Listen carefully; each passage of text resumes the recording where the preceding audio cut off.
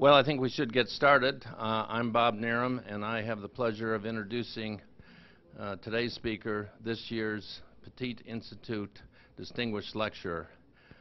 Just a slight bit of background on this lecture.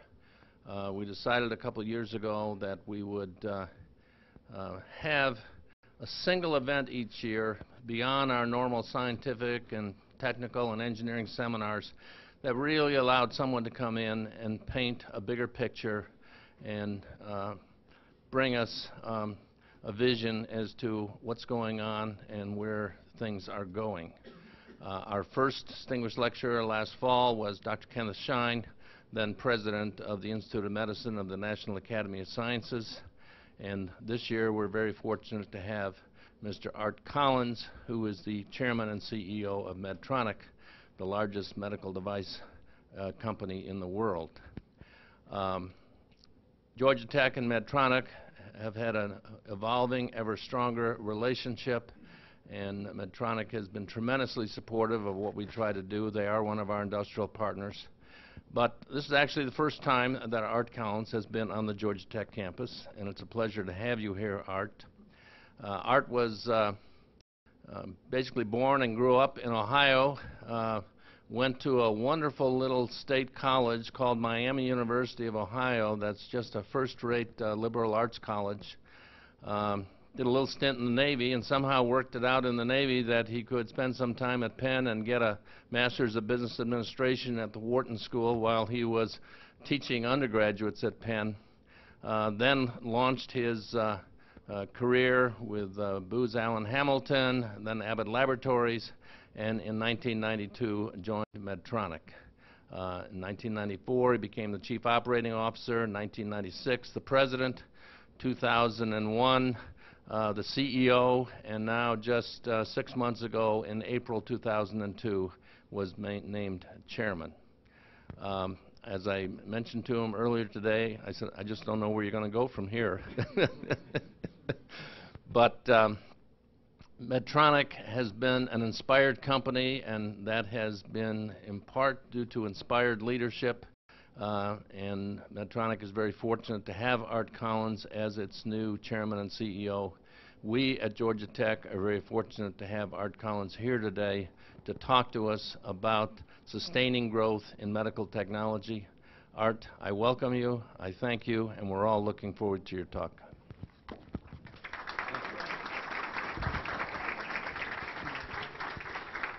Give me just a moment while I get wired here. Okay.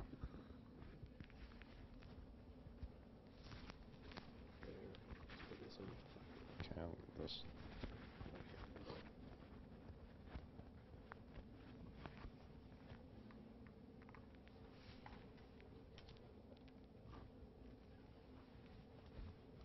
All right. Well, can you hear me okay? Good. Well, thank you very much, Bob. It's a pleasure to be here at Georgia Tech at the Petit Lecture Series. As I told a group earlier this morning, I was particularly eager to arrive here. I got in late yesterday. When I got up yesterday morning, it was one of the few days I've been back in the Twin Cities in Minnesota in the last few weeks. I got up, I turned the television set on, and was promptly informed it was 29 degrees. So beyond the weather, it's also good to be here. I've been in and out of Atlanta a number of different times, but as Bob said earlier, this is the first time I've had the opportunity to be on the Georgia Tech campus.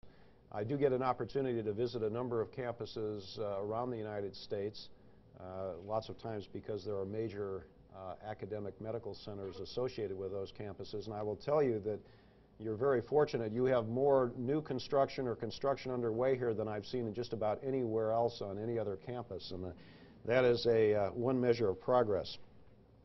I was very pleased to accept Bob's kind offer to come down here and address you today, but when he asked me to be the lecturer today, the first question I asked him was, why me?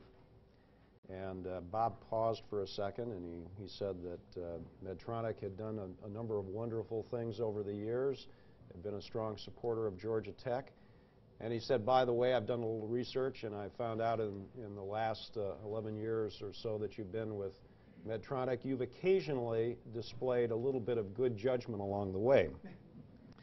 And I said, thank you, Bob. But when he mentioned good judgment, I was immediately struck by the story of Averell Harriman at the end of his distinguished career. He was asked at a press conference to what he attributed his tremendous success, to which he very quickly answered, good judgment. Another reporter in the back of the room raised a hand and said, Mr. Ambassador, how did you come about good judgment? He thought for a moment, and he answered, experience. To which a small cub reporter in the back of the room asked, but Mr. Ambassador, how did you get the experience? To which he very quickly answered, bad judgment. And I will tell you that over my career, I've had my share of good and bad judgment, so please take my comments today as one person's perspective. During our annual shareholders conference, which we held last month in Minneapolis, and we had approximately 200 buy and sell side analysts from Wall Street and other locations, and we beamed it out to thousands of others. We had the topic for that conference be sustainable growth. And I'd like to talk about that subject this morning. And I'd like to preface my remarks by really underscoring the word sustainable, because I'm really not going to talk today about growth that is directed at a short period of time, and it's really focused on growth over a longer term. And some companies have growth strategies in place that will take them to a point of time where they go public, or perhaps when they become acquired, and God forbid, perhaps to a point where the current CEO retires. That's not what I'm going to talk about today. The type of growth that I'd like to discuss is the type that is sustainable over a long period of time. I'm going to talk about some of the characteristics I've seen in companies that have been able to do this over periods of years and in some case decades. While my experience is, as you've heard from Bob's background, heavily weighted toward the medical industry, I do think that some of the characteristics I'll talk to today cross industries and cross geographic boundaries, and perhaps may even be applicable in the non-commercial area. I considered how to structure my remarks today, and I've decided to break them into two basic categories. First, I'm going to discuss some of the attributes that successful growth companies have displayed irrespective of the industry they're in, and they've been important in the present and going forward. And I think of these attributes as the basic blocking and tackling efforts that any company or any institution that grows over an extended period of time needs to be aware of. And then I will take some time to talk about three significant trends I believe that will increasingly shape success in the medical device and technology industry, in the industry in which I participate. We've all seen seemingly very well-run companies stumble and fall. Not that they weren't executing on the basics well, but they really missed some unanticipated change. They couldn't react fast enough to either changing conditions in technology, changing environmental conditions, even though they may have been executing on the basics well. But first, let's talk about some of the basics, and I'm going to start with the organization's culture. To sustain growth, the entire organization, from top to bottom, needs to be committed to grow. Now, this may seem obvious, but many companies that have headed down the slippery slope to stagnation really have started by lowering their expectations. We found that growth is not always linear. In many cases, it's anything but linear, but it is always a constant. Growth companies incorporate growth into their corporate objectives. They include aggressive growth targets. These end up to be not only organizational targets, but also targets of individuals. Growth is planned for, and resources are allocated accordingly. Growth is talked about inside the company and outside the company. It is viewed as a stake that's put in the ground that can't be removed. In short, limited growth or no growth simply is not acceptable. Having said that, I think it goes without saying, particularly in today's post-Enron environment, that growth needs to be real. It can't be manufactured and it can't be illusionary. At Medtronic, we've always taken seriously the responsibility to report our performance accurately with a great deal of transparency. For your information, as Bob indicated, as the largest medical device and technology company in the world, we've had and continue to have very clearly stated growth objectives where we plan to grow a minimum of 15% on the top and the bottom line over any 5-year period. And we've met or exceeded that objective over the last 2 decades. An important part of the culture at Medtronic and any growth company is the will to win. Growth companies, make no mistake about it, are very competitive and they do not like to lose. Again, this starts at the top, but it permeates the whole organization. Vince Lombardi once said, winning isn't everything, but wanting to win is. And let me stress, along with my previous comment, that the will to win needs to be continuous. A quick, apparent win that sacrifices the future, in my book, isn't winning at all. Also, and particularly in today's environment, it's important that you win by the rules. We've recently seen what happens to some companies that bend or break the rules, and in the end, these type of organizations lose, and they lose big time. They are either not around or they are a shadow of what they formerly were. An important aspect of the will to win by the rules is the flip side of the coin. That's not giving up when you're losing. We've seen this particularly played out at Medtronic, where we had to stick in the game until a new product or a new therapy was introduced. And that's been a critical element of our success over the longer term.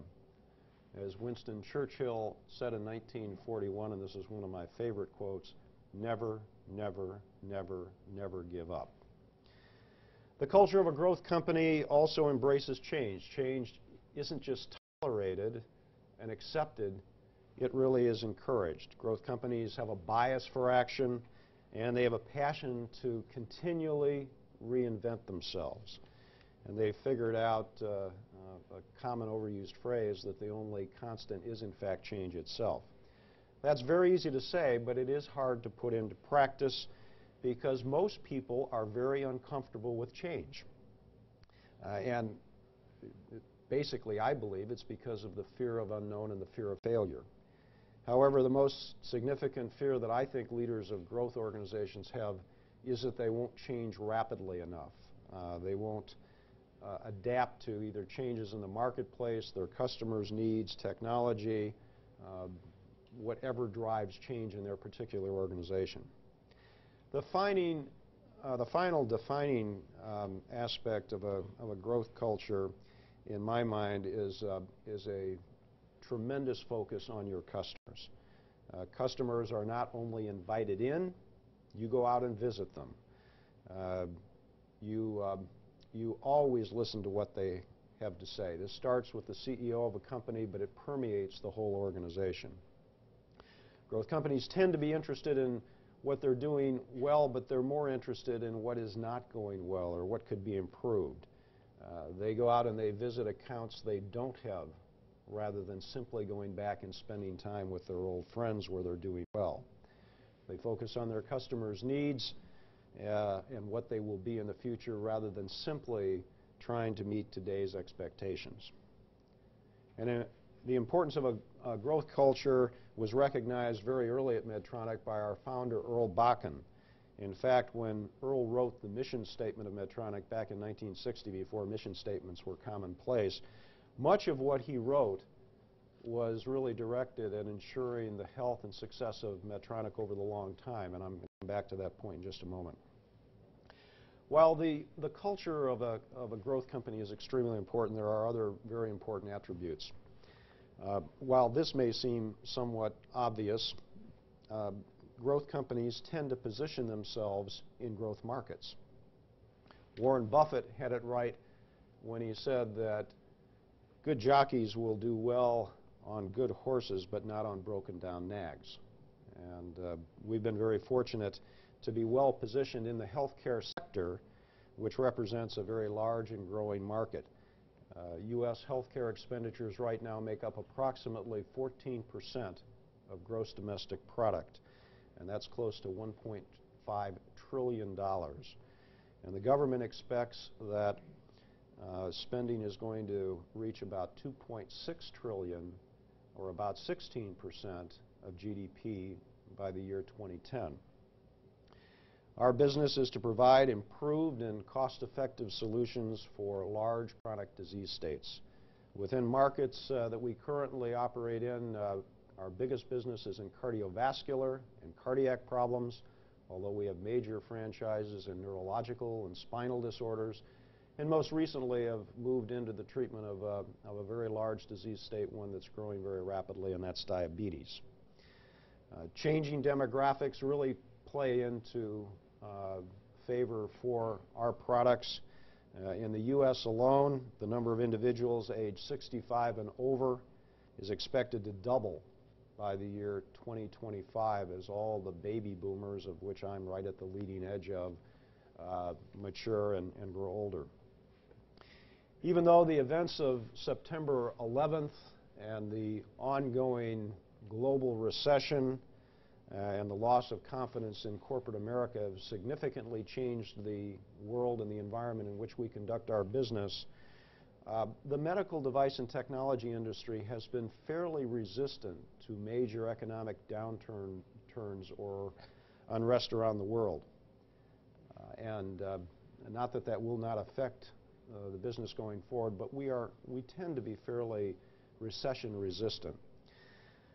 Not only do growth companies generally participate in attractive growth markets, they tend to establish market leadership positions in the vast majority of the segments in which they operate.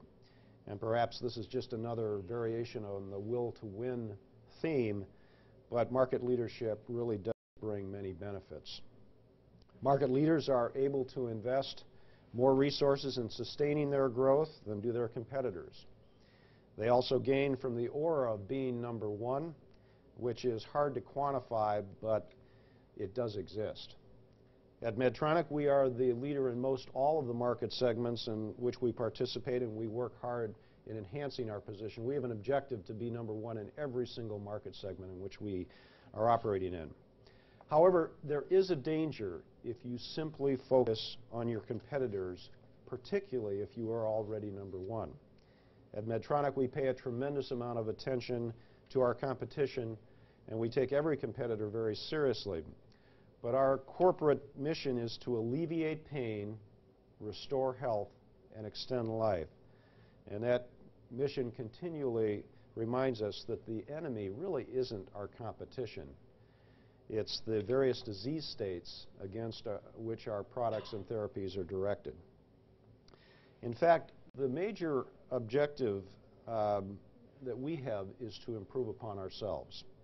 As Jim Collins and Jerry Porras pointed out in their book, Built to Last, good enough never is. So we're constantly in the mode of improving, irrespective of how good we think we are. Companies that deliver sustainable growth generally invest heavily in their futures. At the same time, they're disciplined and they expand into areas where they can add value and leverage some existing capability. Last year, Medtronic R&D expenditures grew 12% to $646 million, and right now we are currently annualizing R&D expenditures at about $250 million. Over the last 5 years, internal R&D efforts have been supplemented by 13 strategic acquisitions. This investment in our future is paid out, and I was mentioning this earlier today to a group, where about 2/3 of the revenue that we are currently generating come from products that have been introduced within the last 2 years. So you can see how important this new product development and the R&D equation is to our future. With a strong slate of new products that we currently have in place, I think this percentage can even increase over the next year or so. However, whether directing internal R&D efforts or implementing an acquisition strategy, companies that go too far afield generally get into trouble. Witness what recently happened with companies like Enron, Global Crossing, WorldCom, and Tyco. The real problem, as far as I'm concerned, with what happened with Enron wasn't the lack of financial controls. That was a contributing problem. The real problem is they got into an area that had nothing to do with their original business, and they couldn't really add value, and that led them down to that slippery slope, and we all know how that finished. Earl Bakken, our founder, recognized this when he wrote our mission statement back in 1960. He said, and I'm going to quote, "Direct growth in the area of biomedical engineering where we display maximum strength and ability," and this is the important one, "and avoid participation in areas where we cannot make unique or worthy contributions." It's just as important for Medtronic to know where we will operate as well as where we will not. Great growth companies have found a way to consistently meet challenging expectations, and they've developed a track record for success. We focus on this at Medtronic, and we're proud that over the last decade we've exceeded our stated growth objectives, and we've increased our revenues and our profits at a compound annual rate of 17% and 22% respectively. As I mentioned earlier, growth isn't always linear, but we've worked hard not to disappoint our customers, our employees, and then finally our investors. One final attribute of growth companies that will endure into the future is really the most important one of all. Great growth companies have great people. I've said this on many occasions that people really do make the difference. Great growth companies work hard on attracting and retaining and developing talent. They give talented people an opportunity to succeed. This doesn't happen by accident. It takes a lot of hard work, but the payoff is well worth it. While setting the right vision is a very important aspect of success, and getting the right people in the right positions, I believe, is just as important, since great visions with mediocre people tend to produce mediocre results. As proud as I am of the current team we've assembled at Medtronic, we are continually working to improve our human resource equation. Some people come from within, and occasionally we'll need to go outside. In fact, we about a year ago were able to attract in one of the key business leaders in this area, Bill Hawkins, who was the CEO of Novost here in Atlanta. Your loss, our gain, and he's doing a tremendous job for us. All right. If you buy what I've just discussed, you're probably asking yourself, well, what's going to be different in the future? So I'd like to now move into the second part of my remarks, or as Paul Harvey says, and now for the rest of the story. We all know that there are many changes that are going to impact high-tech companies and successful growth companies going forward, and they're going to need to be nimble on a myriad of different fronts. However, in the next 10 minutes or so, what I'd like to do is to discuss some of the trends that I think will impact Medtronic's future performance and the medical device and technology industry. And I'd like to focus on three trends. The first of these trends is the impact of converging technologies, an issue that all of you, I think, should be very interested in. The second trend is the changing requirements for market development and successful new product introductions. And the third trend is increasing need for creative partnerships to ensure success. All right, the first trend recognizes the significant convergence of several technologies that, when properly combined, will result in improved, cost-effective patient outcomes.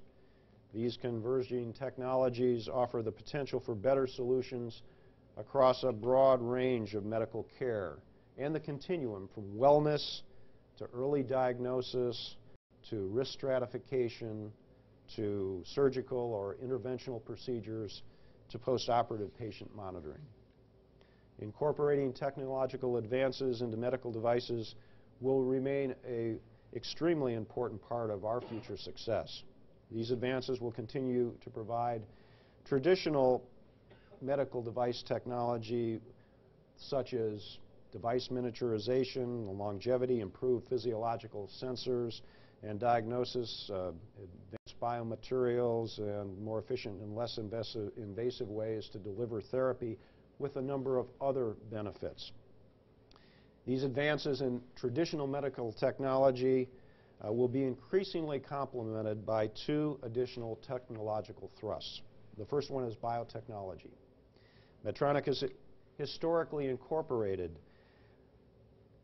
biologics and substances that elicit a biologic response into many of our products. We've been coating pacemaker leads with steroids for better performance. We've been chemically coating tissue heart valves for longevity and oxygenators for better outcomes.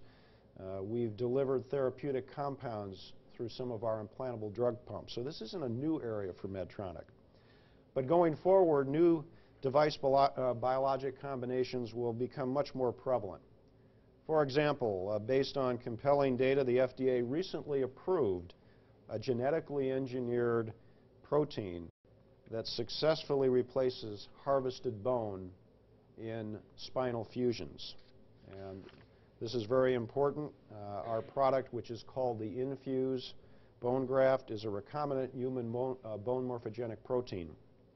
And what it allows you to do is to combine this with a little cylindrical cage that goes in between the two vertebrae and then causes bone growth and fusion. And it allows you not to have to go in with a painful and costly second surgery to harvest bone out of the hip of the patient. Good medical outcomes and very cost effective. Another recent example of a drug-device combination includes a drug being used with a coronary stent. And this reduces restenosis, or the reclosing of the artery after angioplasty. And we're one of several companies that is pursuing this technology. Site-specific delivery of new drugs and biotech agents will also be part of this unfolding story.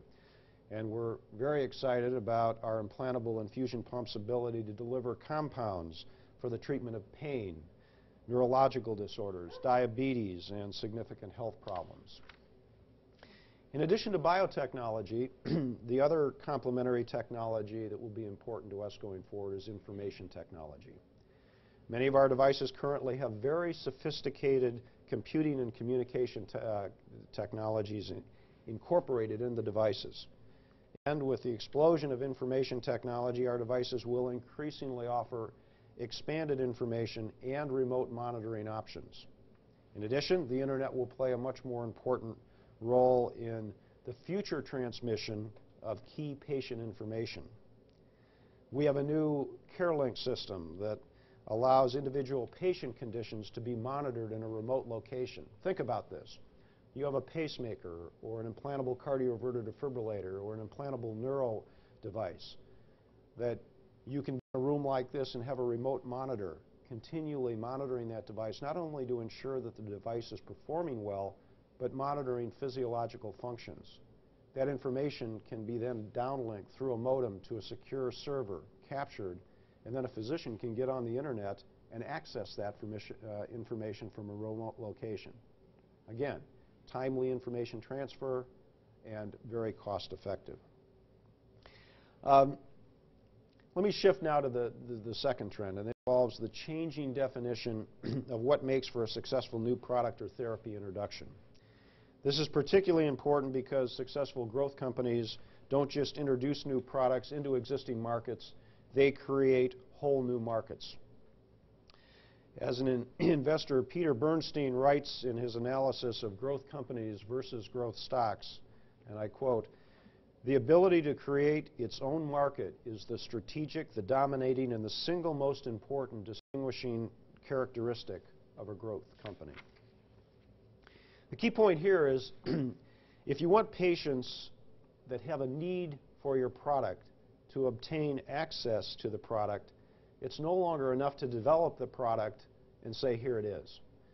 Today, it's an increasingly complex, multi-step process that is required to ensure that a new product or therapy is adopted as the standard of care in a timely manner. The goal can simply be stated in two words: patient access. The previous focus has been on reducing the cycle time for the product development activity, as well as moving that product through regulatory clinical trials. And while these two elements are very important going forward, it's extremely important that we go much beyond that. And much beyond that includes the appropriate cost-benefit outcome studies that provide the new product with a definition of good medicine and cost-effective medicine.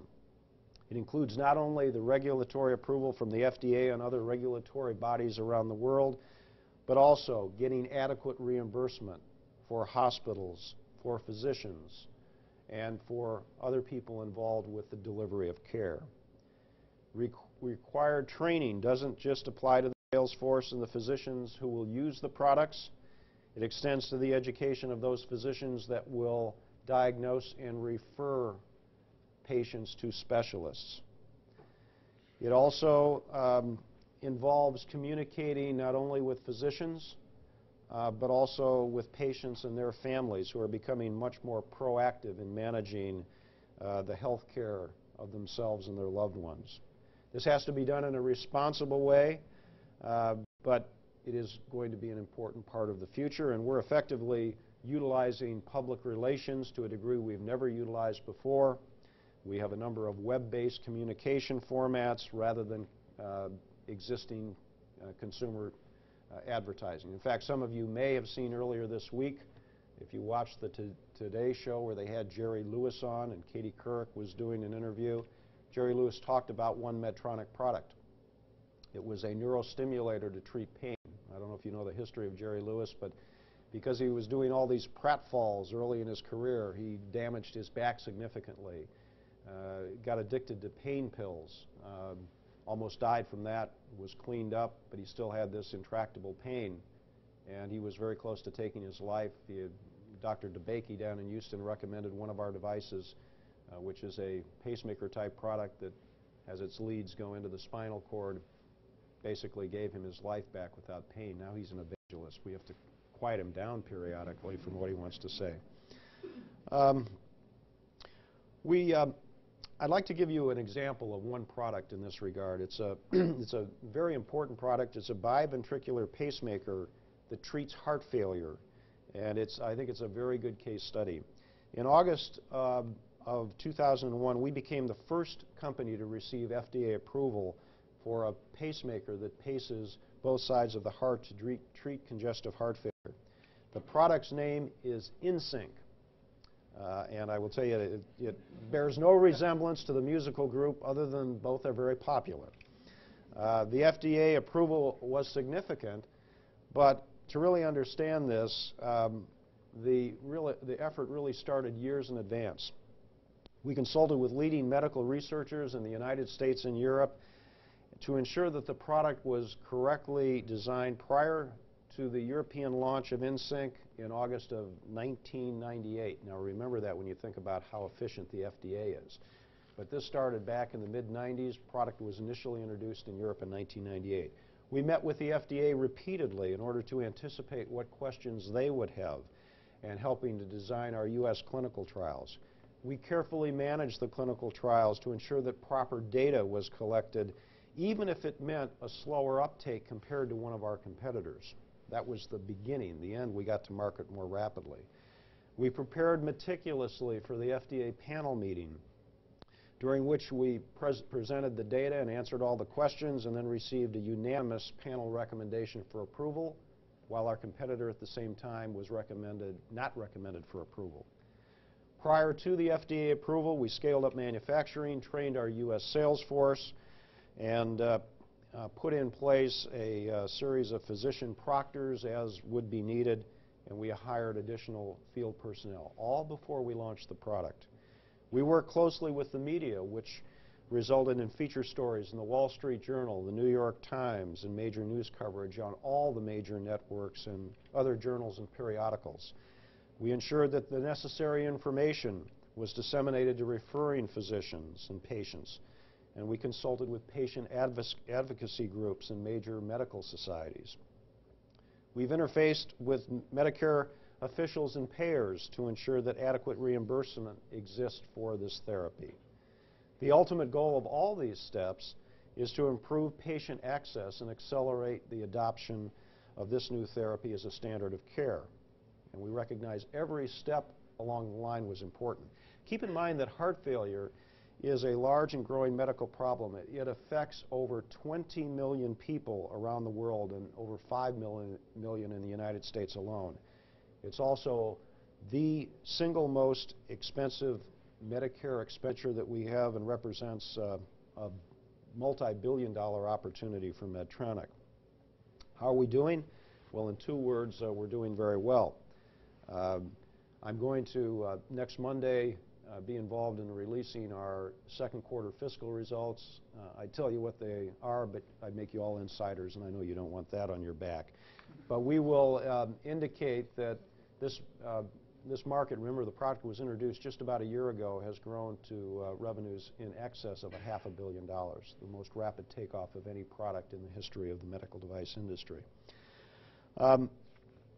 It's also become increasingly evident that medical products and a medical products company, if they're not prepared and capable of operating across this full spectrum from product development to therapy adoption as a standard of care, they're not going to be successful in the future. All right, let me get on to the third and the final trend that I'd like to highlight today.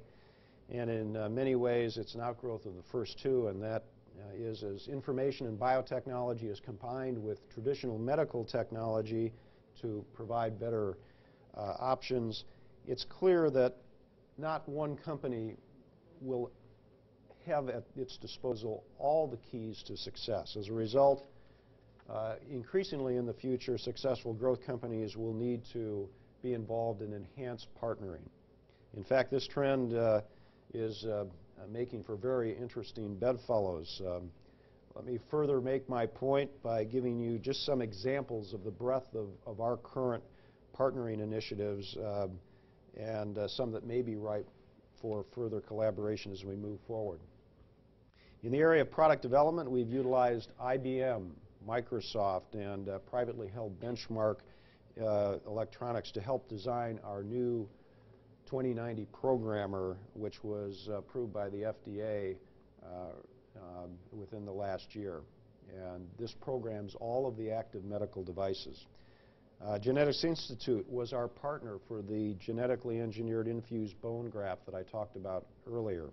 Also, we licensed a novel antisense agent for coating coronary stents from a biotech company, AVI Biopharma, and we have a number of very important discussions going on at this point. The coating that we're currently using on our coronary stent was obtained from Abbott Laboratories, the company that I used to work for before. We've partnered with a number of biotech and pharmaceutical companies for compounds that we're delivering through our drug pumps. Examples include antispasticity drugs like baclofen that we got from Novartis, a non-opiate analgesic called Prialt, which is from Elan, various insulin compounds from Aventis and Lilly, and ongoing efforts with Amgen to develop proteins to treat neurodegenerative disorders. Our new CareLink patient monitoring system, this is the remote system I talked about earlier, is in partnership with UUNet and Exodus to ensure state-of-the-art secure data transmission, archiving, and retrieval. In order to provide enhanced web-based ordering capabilities for our hospital companies, we formed a global healthcare alliance with GE, Johnson & Johnson, Abbott, and Baxter. When we needed help in designing our web sites and accessing the large healthcare portal capability on the internet, we partnered with WebMD, who in turn has partnered with Microsoft and AOL. In order to obtain better information transfer to referring physicians, we've experimented with co-promotions, and this is very commonplace in the pharmaceutical industry. We've done this with Cephalon in our neurological business, and we have several discussions ongoing now. Well, needless to say, this is a complex world, and particularly in the area of intellectual property, and we spent a fair amount of time talking about this earlier today. No company has everything they need, and you'll see that many companies, in fact competitors, will deal with each other to get access to needed intellectual property and patents, trademarks. Well, I'd like to conclude my formal remarks here and leave some time for some questions, but let me leave you with one final thought to consider, and that is the rate of change that we have experienced in the last decade, in my mind, is only going to increase, and it could be factorial increase over the next decade. That bodes very well for companies that innovate, that plan well, and are able to react very quickly and astutely. And companies that remember, again, a saying that I surely didn't coin, but one that's been out there a long time, and that is the best way to predict the future is to invent it. And as someone once said, the future isn't what it used to be. In fact, it's going to be a lot more exciting. So thank you very much for inviting me down to Atlanta and for your attention. And we'll take some questions.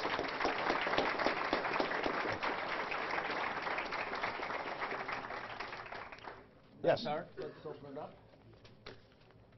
How big a governor is the FDA process going to be bringing all this to fruition? The question was, how will the FDA play into this whole equation? Will they be a roadblock going forward?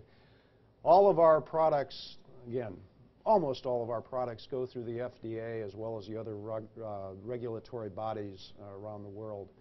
The FDA has been a roadblock. In fact, we have taken a lead in trying to get more resources for the FDA. We did an analysis not too long ago, and we were shocked to find out that the number of reviewers in the department of the FDA, it's called CDRH, that reviews medical devices, is actually lower now than it was 5 years ago.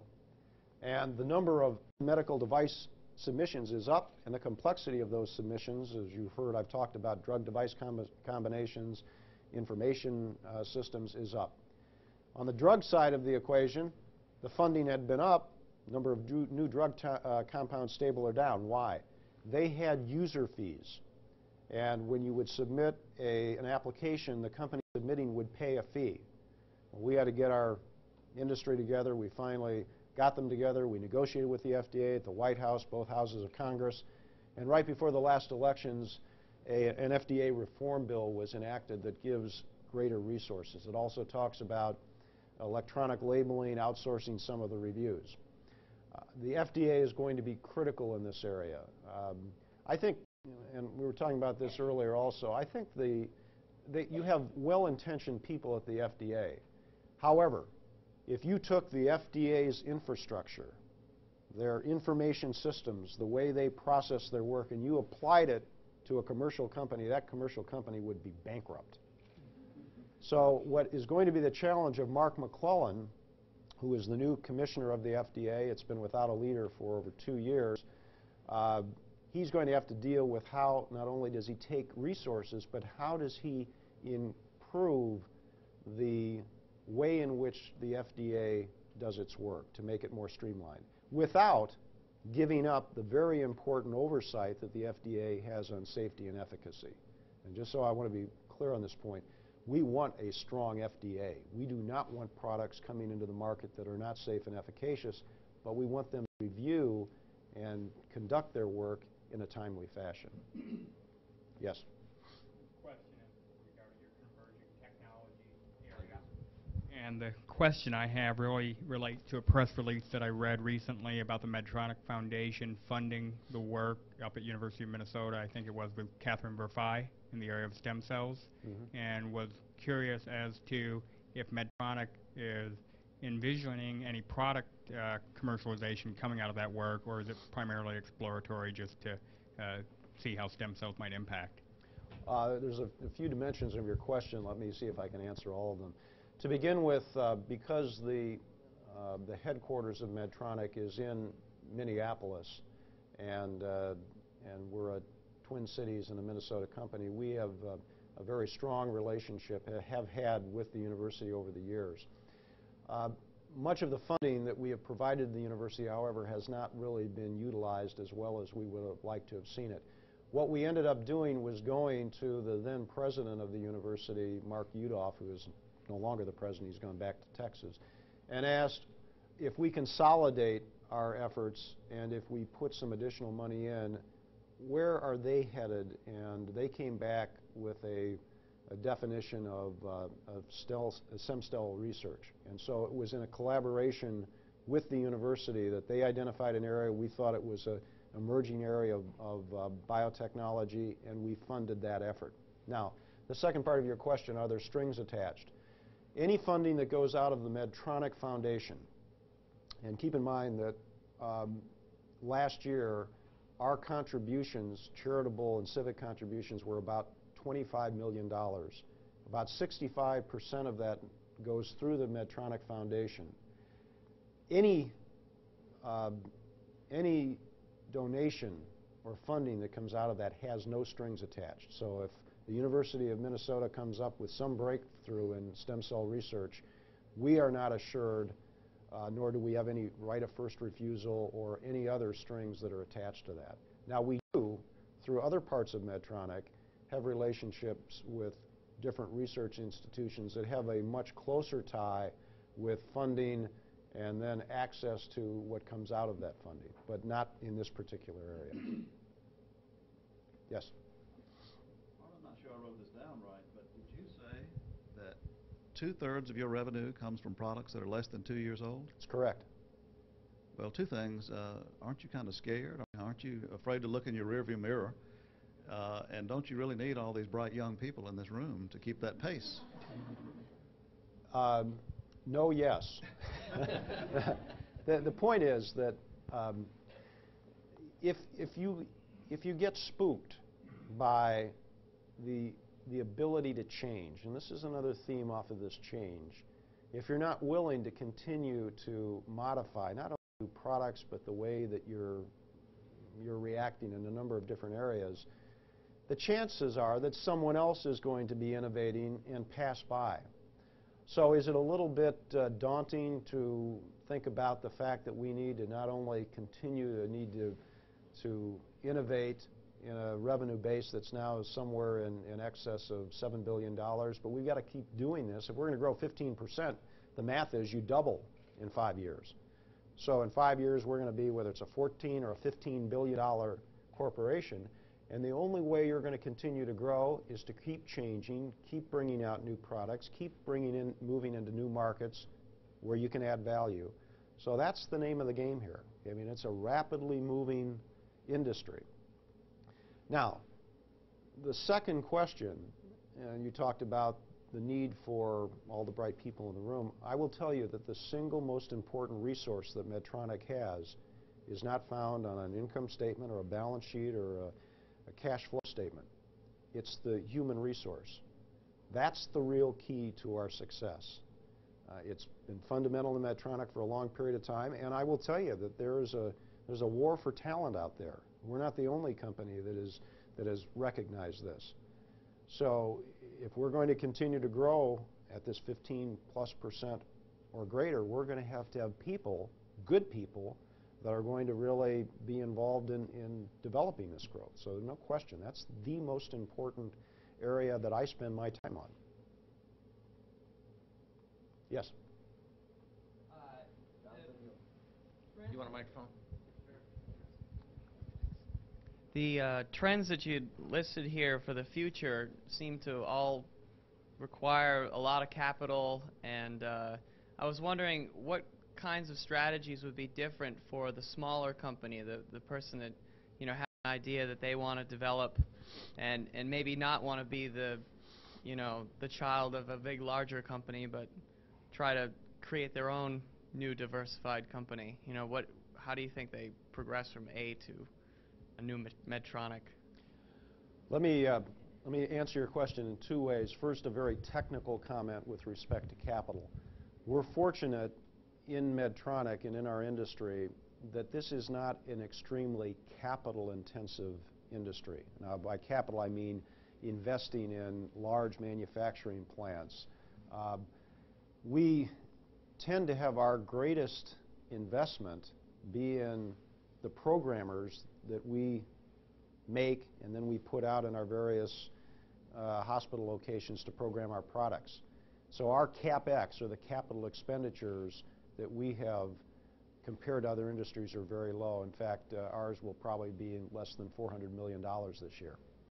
Now, getting away from that whole question, and by the way, we're very fortunate as we generate a lot of cash, which for small companies is, as many of you know, is paramount. We're generating free cash flow now in the neighborhood of about $1.2 billion a year. So we're fortunate where we can finance just about anything we want to do. If we want to go out and borrow money, which we did briefly to help finance because it financially made sense, a major acquisition, we went out and did a convertible debt for 1.25% over a year ago, which isn't bad, a bad rate. But to your most important question, a company that's starting, the first thing, the advice I would give is that if someone starts with an objective to be a full-fledged integrated Medtronic, the odds of that happening are very low. In fact, one of the biggest problems small companies have when they start is to broaden their horizon too far. The most effective small companies I've seen have laser focus on doing one thing and doing it very well.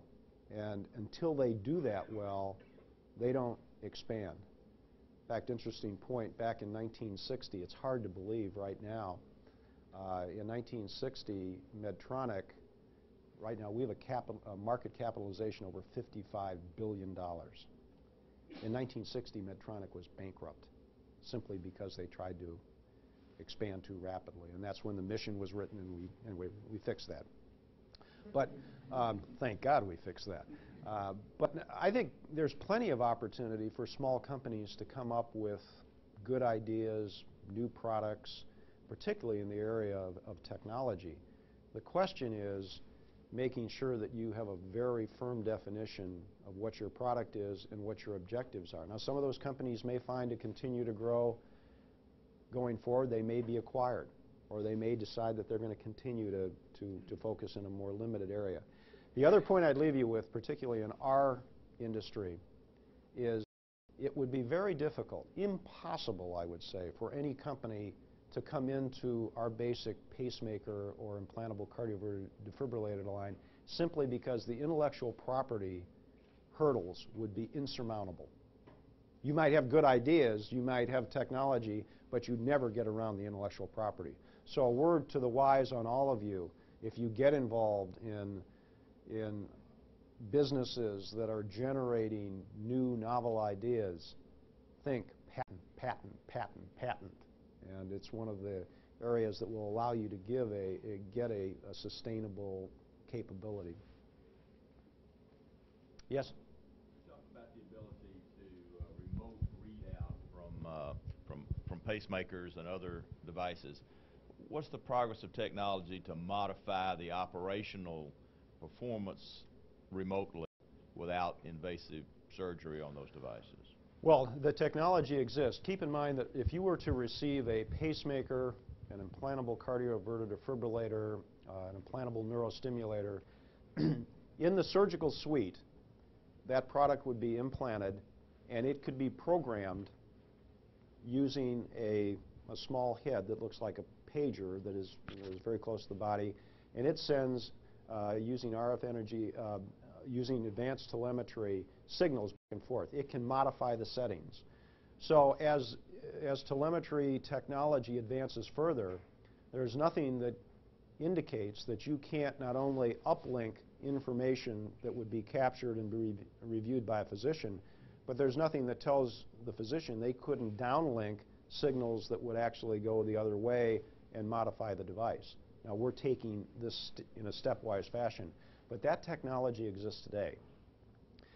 What is very interesting, and I think you'll find this in a number of areas of medical technology, the technology will tend to advance much more rapidly than a lot of the legal and ethical considerations that go with it. For example, if you are able to capture this information, the question is, whose information is that? Who has access to it? There's a major law that is going into place in the spring of this next coming year, which is, it's called HIPAA. The acronym is HIPAA, Health Insurance Protection and Quality Act, or I think I've got that right. And it covers the whole question of safety and security of medical information. Another major thrust with the mapping of the human genome, my guess is that before we have therapeutic solutions, we're probably going to be able to diagnose the prevalence or the risk of certain disease states prior to being able to do something with it. What do you do with that information? Who has access to that? These are ethical and other legal considerations that over the next decade are going to be very fundamental to deal with. In fact, Bob and I were talking earlier, it may be that one of the disciplines that you include at IBB is a whole question on policy to deal with some of these issues because they're going to go hand in hand with technology. Yes? Last question. Oh, thanks, Steve. You talked at length about large product disease states. What do you think the obligations of a growth company are for small disease states or orphan drugs or orphan products that don't draw the large income lines that you've discussed today? I think it's an important responsibility of a leader, and we are the leader in this industry, to adapt technology to important disease states that may not be huge commercial successes. Now, I will be very honest with you, the only way that we have the flexibility to do that is that we're operating in very large disease states. We can meet our growth requirements going forward. But I'll give you an example. We have a technology right now that we have in you could categorize it as an orphan drug type of a situation, where we use a pacemaker type product to treat a certain gastric problem where many people literally can't keep food in their stomach, and ultimately they waste and they die. Is this a huge market? Absolutely not. Is it an area that we're involved in? Yes. So there's a balance here. You can also make the exact same argument for providing products into certain developing countries in the world that may not have as much of an ability to pay. So we recognize those needs exist. We try to fulfill them. But the only way you have the luxury to do that is you position yourself in other areas that can really fund a lot of that effort. But is that luxury intentional in the same way that large product development is intentional from a corporate perspective? Well, if I understand your question about is the luxury intentional, most all of our efforts are directed at trying to provide therapies that will provide, whether it's the ability to live or live a full life, to the largest number of people. I mean, heart failure is not only a major financial success, but literally we're providing therapy to millions of people. So that's My father-in-law, thank you. Yeah. Now, there will be times, though, that we will make decisions where we'll go into a market perhaps because it's not the largest market, but we can add value. But it's not, I don't want to leave you with the impression that this company is altruistic to the extent of forgetting about its ability to grow and make a fair profit and continue to do what we do today. So there's a balance there, but what we try to do is to use our technology to reach the largest group of people and do the most good, and by the way, that's good economically. Art, I think we probably ought to bring this to an end, and there's several things I have to do. First, I want to give you the envelope. No, it has not been audited by Price Waterhouse, but everyone here needs to know that there is an honorarium that goes with this lecture, and Art has asked that this be donated to Penumbra, an organization in Minneapolis that focuses on African American arts and the cultural experience, and we're happy to see that happen. So, Thank you. thanks very much. Okay.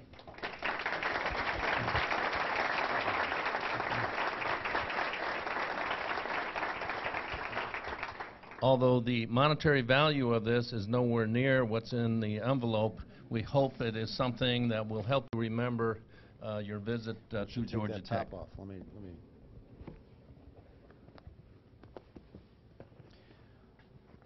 It's very nice. Yeah, I think this looks perhaps like the 5th building that you're going to build. Thank you. Thank you. Art, thank you very much. All right. Thank you, everyone.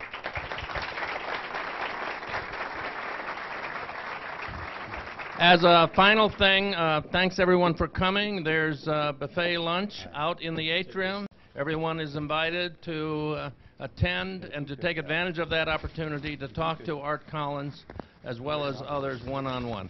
Thank you all very much. Enjoy the lunch.